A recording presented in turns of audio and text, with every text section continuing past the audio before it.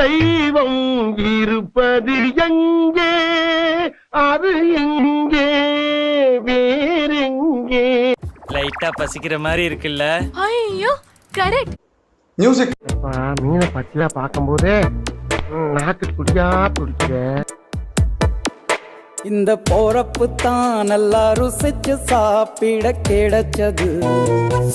ஆஹா ஆஹா, அத நினைச்சு தான் மனோ உலகம் முழுவதும் பருக்குது. ஊரெல்லாம் ஓடி அலைஞ்சு உழைச்சு சம்பாதிக்கிறது எதுக்கு? இதுக்கு தானே. தேங்காய் முட்டு முட்டு முட்டு புட்டு.